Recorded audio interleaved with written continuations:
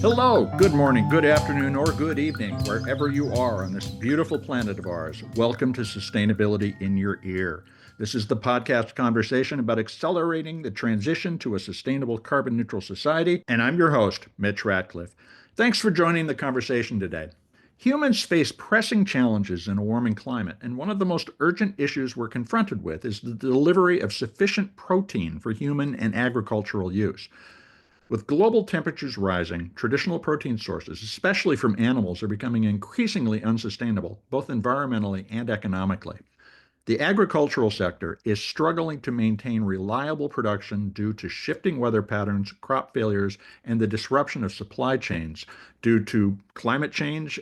This is where molecular farming might come in, offering a potential solution that could be revolutionary. And today we're joined by Maya Sapir-Mir, the co-founder and CEO of PoLoPo, a company pioneering a new frontier in protein production using plant-based molecular farming. What they're doing is using genetically modified potatoes to produce high-quality proteins, such as an egg protein called ovalbumin. And this is PoLoPo's response to growing food security and sustainability challenges, because if we can make these proteins at scale, we don't need as many facilities to, for instance, grow and house chickens. It's an interesting opportunity for us to change the way we source and produce our food. So we'll talk with Maya about how this technology is not only reimagining the way we produce protein, but also could contribute to a more sustainable and resilient future for food production. You can learn more about Maya and PoLoPo at polopo.tech. PoLoPo is POLOPO, all one word, no space, no dash,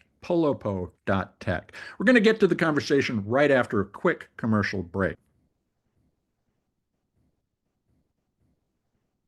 Welcome to the show, Maya. How are you doing today? Thank you. Thank you so much. It's great to be here and everything is good. Thank you for taking the time to talk with us. And I wanted to start off by, you're turning potato plants into microbiofactories. Can you explain how that technology works? So first, we elevate the protein content inside the potato tuber, and Mm-hmm. we are aiming the expression of the egg protein only toward to the tuber. The rest of the plant grows regularly, Mm-hmm. same yield, same protocol, same everything, but only the tuber is expressing the egg protein. Then we can extract the egg protein and use it just like as we use egg protein in the food industry. Our final product is a functional protein powder. It can almost seamlessly integrate into the same egg-based product that we eat. I'm curious, if I were to eat a genetically modified potato, would it taste like egg in some way? So I think that in those percentage, you won't feel the taste. You just Okay. will get the same nutritious value as you get from egg proteins, which are very, very high nutritious in this sense. So you will have the nutritious value, but I guess that you won't feel any different taste than potatoes.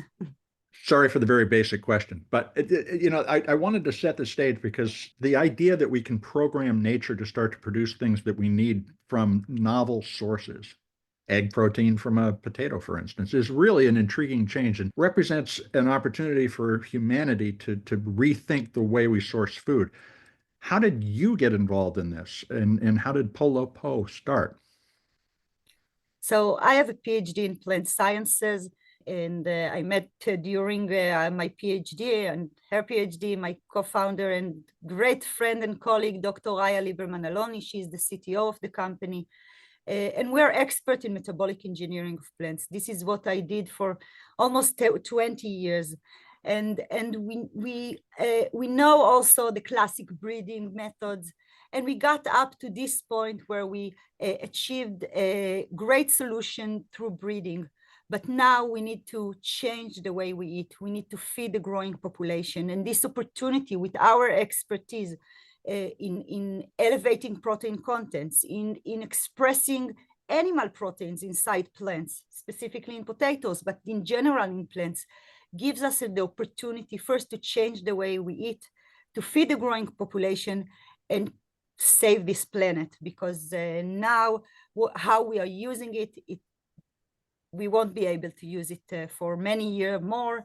And this is the opportunity that we bring with PoLoPo, and there are, of course, other solutions to get there. And can you talk about the origin of the company? You're in Israel. Why Israel seems to be a hotbed for this kind of innovation? Why is that? So I think that first, yes, Israel is there are many, specifically in food tech, in biotech, Mhm. you see many startups. I think few reasons. First, most of us have this route where we all go to university. It's something that you do. It's almost not a consideration. So many people are educated, and Israel is not a easy place to live in. So Mhm. we also need to be very innovative I don't know, to invent things and invent ourselves. But I think the most important thing and the strong thing that we bring is the community. We see in any ecosystem very close communities of startups and founders and CEOs and CTOs that are working together for solutions. And in food tech, it's just amazing. And it's a small country, so all the startups are almost at the same area, or even if they are far, it's just few hours away. We meet each other, we collaborate, we exchange thoughts. And I think this drives many of the good innovations that we see today coming out from Israel.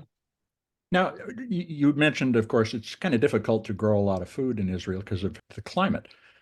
You're moving from greenhouse production to field cultivation now, and that's a big step up for you. What's been the most significant challenge in scaling to field level production?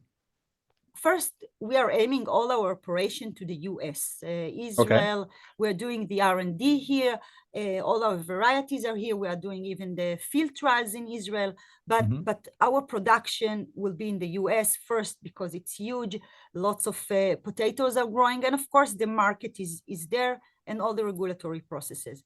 But for us in this stage, first moving into field trials, we are doing it in steps. So we got our varieties, put them in the field. It's quite easy. The Hmm. most I don't know, time consuming thing is to propagate enough plants in order to plant them, or to build your propagation tubers. It's the seed that you plant in ground. This Hmm. takes time. Of course, that when we will be in commercial stage, we will work with the propagation tuber manufacturer, and he will make our seeds to plant. Now, between working in a greenhouse and moving to field trials, our team worked so hard, and they are just amazing, our R&D team, how they achieved the ability to plant in time, in the season, in ground our potatoes for screening. I've been involved in some biomanufacturing projects, so I know one of the big challenges is when you move from small scale to large scale is controlling the quality and the character of the protein that you're producing. When you put those plants into the natural environment where wind could carry pollen from another plant to it, how do you control the quality and output of the material that you're trying to produce? So this is the amazing thing with potatoes. In regular growth of potatoes, they don't pollinate and they don't seed. It's all underground. Yeah. And actually, it's even we get better yields and better results when planting them in soil, because those are potatoes. Hmm. In pots, it's a small area for them to grow and to propagate. We see now in our field trials big plants, lots of potatoes coming out. So one of the great things about potatoes is that when you plant them in soil, you get better results. And as for pollination and seed, no risk there. And it's also making our life a bit easier with the regulatory processes, because everything is underground. We need only to control what we are growing underground, and we don't need to worry about the rest of the plant. Does that make potatoes sort of the ideal plant for this kind of a biomanufacturing strategy, or do you imagine a wide range of plants being reprogrammed in the future? First, there are a wide range of plants that are being used for those technologies. Mhm. Of course, I believe that potatoes are the best, but it's not really fair. But we are expert in this field, and before we started, we examined many plant models to work in. And when we got to potatoes, it was like everything fell into place scientifically, commercially, in any aspect. Very cheap crop to grow all over the world, big organ to accumulate the proteins. And this infrastructure is already there. We are already processing potatoes. So it's all the downstream process and all the processes are cheaper than we see in other technologies. And of course, what I said, that everything is underground, nothing can be spread around. Yes, I truly believe that even 3 years after we started, I still believe that it was the best choice we did to work with potatoes. Have you established U.S. partnerships? I lived in the most potato growing region in the country, which, by the way, is not the state of Idaho, but Washington. Are you working with farmers in the United States or farm companies in the United States? Thank you for this question. I just got back from Potato Expo. It was an amazing experience. We saw that this huge industry is relatively really small. Everyone knows everyone. It was mind-blowing. First, it was so much fun. But other than that, we got many connections. We saw that growers and seed manufacturers are much more innovative than what we thought they will be. They are not afraid of growing GMO. The small growers are keen to work with us. They were very excited about rich protein potatoes. So I can't say yet that we partnered with someone, but yes, definitely this is the direction that we are working toward.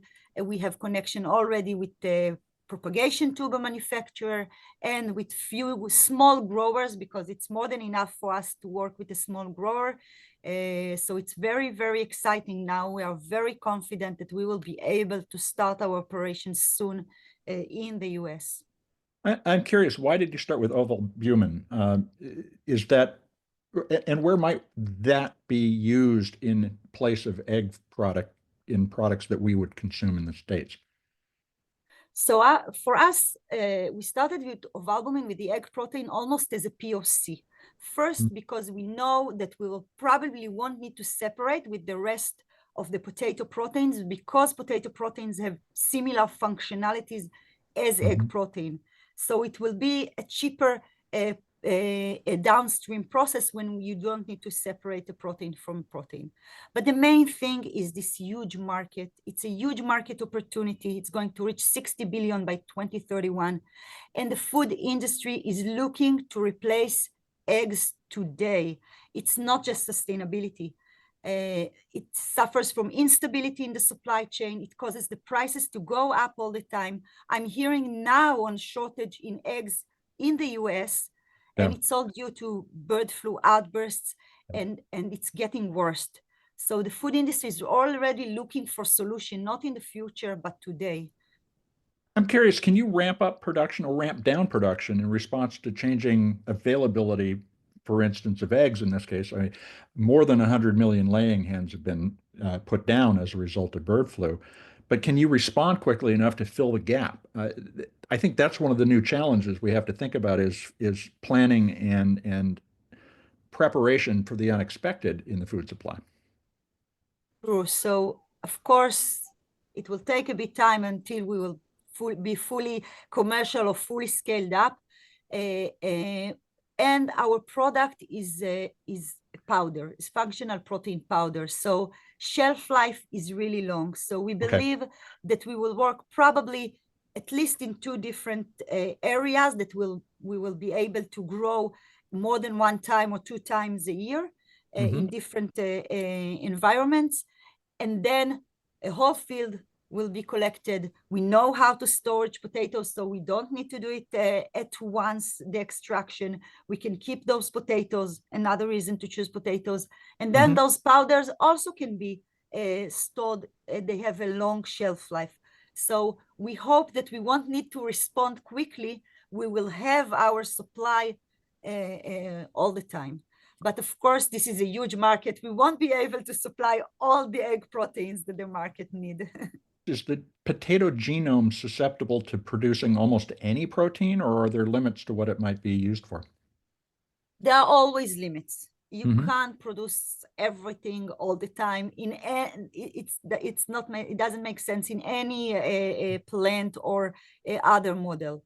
But potatoes are quite complex organisms, so they are able to produce a complex protein. And this organ that we it's called a sink organ. It can accumulate metabolites in general, mainly also protein, starches. And because it's full of water, we can lower the water down and accumulate other metabolites or proteins. So it makes it a really robust protein production system when you use the tuber itself. What are a couple of examples of other types of proteins? Could you do milk proteins, for instance, with this? Definitely, yes. We are always looking on other proteins that the food industry is looking for to replace mainly animal-based proteins. For meat alternative, for example, texture, taste, those kind of proteins. The holy grail of this industry is casein. Of course, we are looking also on those directions, but all the time we look and we hope that we will partner. Our partners will enable us or will lead us to what we are going to manufacture according to their need.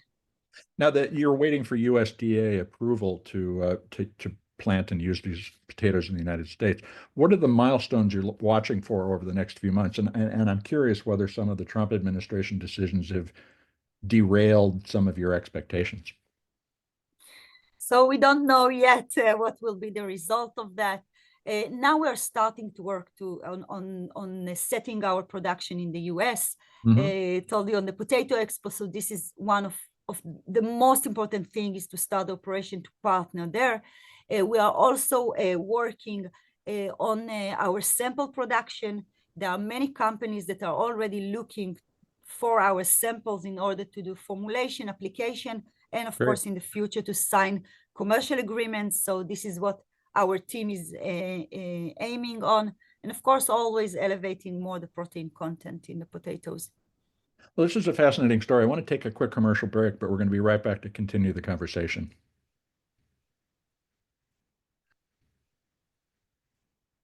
Now let's get back to the discussion with Maya Sapir-Mir. She is the co-founder and CEO of PoLoPo, which is developing food proteins by reprogramming the DNA of potatoes to pioneer plant-based molecular farming. Maya, what's the origin of the name PoLoPo? So in Hebrew, po is here, and okay. lopo is not here. So the protein is here, but it's not originally from here. And it's also a play of the words with the potato and protein. We just love it. That's an interesting.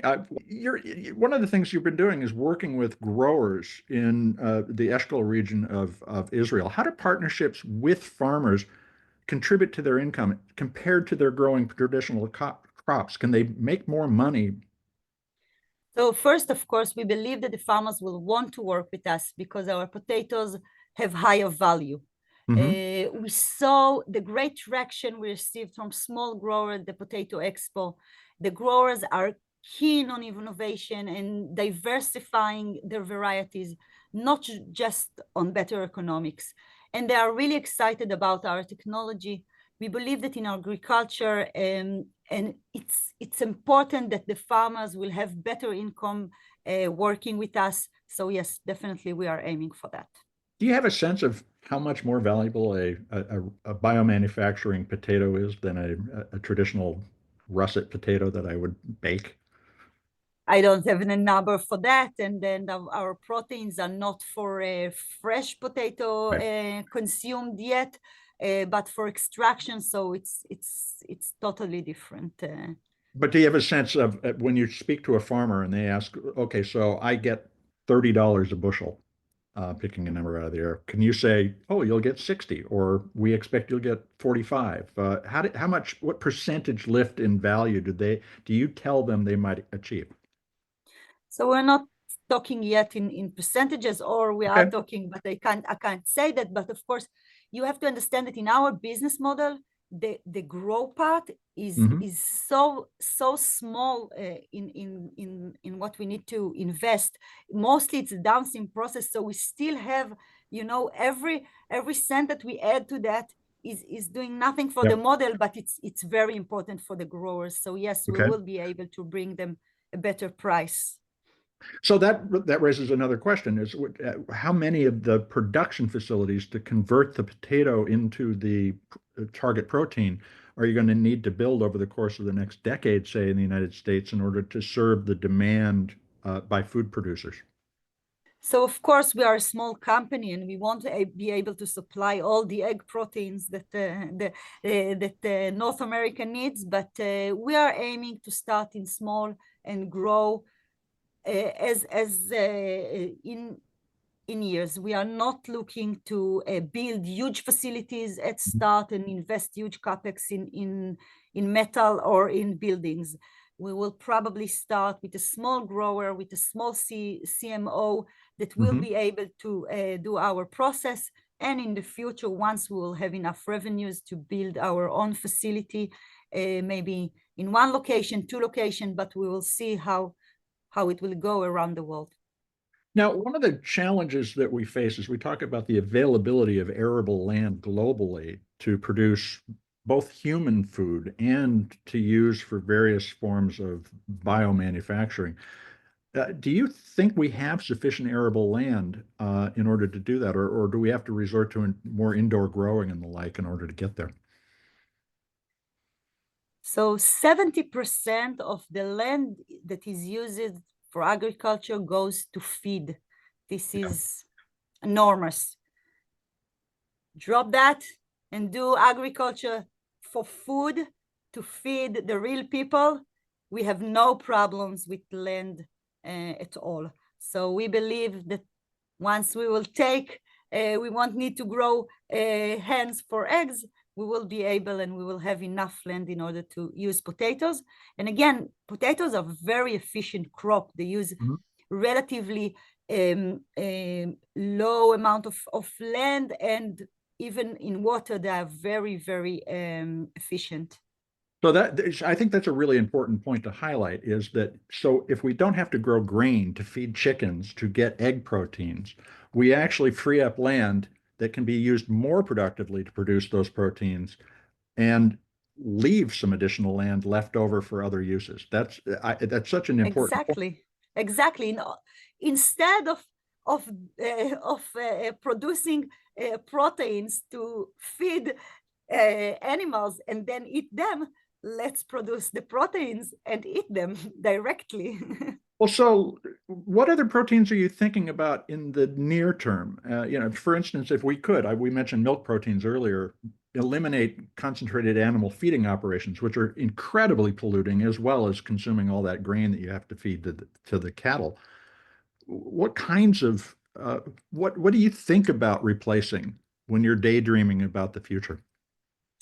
So first, we need to separate it for functional proteins that the food industry needs in order to emulsify or whip or glue or all the things that we are doing with those functional proteins that we are extracting, those caseins, egg proteins, and etc. And the other side is nutritious, high nutritious value protein that we sometimes get only from animal consuming, but we can eat them directly in our food. For example, our rich protein potatoes, we believe that we will consume them in the future as they are, high nutritious value. You have the carbohydrate, but you also will have the proteins in them. So it's almost a whole meal. Well, okay, now you're kind of blowing my mind here. I just realized that so you could have hash browns that also did other beneficial nutritional things for your body. Exactly, protein chips. Have you talked to chefs or food innovators about how they might use that aspect of the genetically modified potato? Yes, definitely. I think it's an amazing, and I'm a huge believer in GMO. I think that there's no food security without GMOs, and I'm sure that we will be there. Our potatoes at the moment have the same taste as regular potatoes, so you can do almost anything with them. We are even lowering the water accumulation inside the tuber, so it really fits French fries and other products that we see in the market. Okay, Yes. so we might have protein fries at McDonald's in the future. Okay, you just opened an entirely new vista of interesting opportunities here. Other than potatoes, what types of plants are you thinking would be attractive targets for additional development? We see in this first we see leaves that are being used for production of proteins, and we see also seeds. I think that also we'll see maybe in roots like Mhm, sweet potatoes, mhm. cassava. They're very, very interesting. I think it also depends if you want to extract the protein or to consume the plant as is. There are many, many plants that we can think of to enrich with proteins or other metabolites and to consume them as they are. We can almost make any plant a superfood. There's so many paths to biomanufacturing, such as using microorganisms to produce proteins from CO2. How do you see this industry evolving? I know you were at Potato Expo, but I assume you talked to other people about genetically modified everything. What will the food supply look like in a decade or two? I truly believe that it will change the way we eat. I'm confident that we soon will see those products becoming commercial. It's a long R&D. It's hard for the food deck, but I'm sure that we will be there. I'm a huge believer in the power of plants and the ability of plants to diversify the food system, and of course using modified plants. And again, if we want to feed the growing population, save the world, we have no choice but to change the way we eat, use GMOs, even microorganisms, plants. I think there are so many opportunities with plants that we will see many, many technologies evolve and getting to be commercial. When you imagine that foodscape in the future, we talked about protein chips, for instance. Can you imagine a salad that also gives us all the protein we need? Can you describe what a plate at someone's home might look like in 10 or 20 years?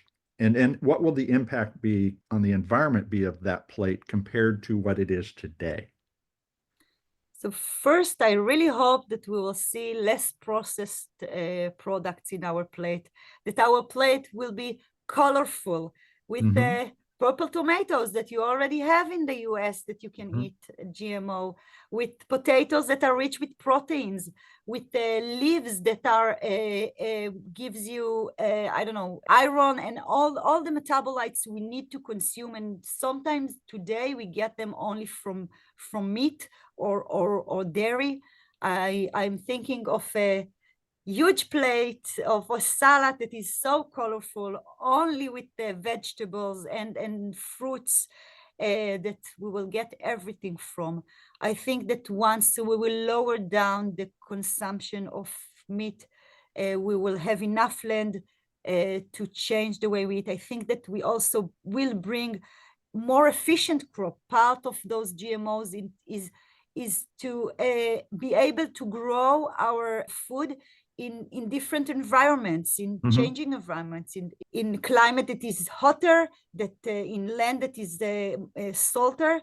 We Hmm. see those technologies that are out there with the ag tech. So I think that mainly I hope that it will be less processed food and more vegetables and colors in our plate. That's a really interesting vision, and I hope that we get there. I would love to have that dinner that you just described. Uh, what's next for PoLoPo? What should people be watching out for to understand your progress, and how can they follow along the story? So first, we are uh, publishing all our achievements on our website, and it's also a really nice one. So go ahead and look it up, polopo.tech. And of course, we're on LinkedIn. You can also even reach out to me growers, anyone that is want to or network or to collaborate with us. And as mentioned, we are now working very hard on our sample capability and also to start the operation in the US. So I'm guessing this year will be the year that I will be back and forth from Israel to the US until we will have a base there. So you're ready for Potato Expo 25. Definitely, definitely. Already thinking of the tickets, already checked. It's in Texas, I think. Thank you so Even. much for spending time with us. It's a fascinating story, and I'm looking forward to following it as it continues to develop. Thank you, Mitch. It was great speaking with you.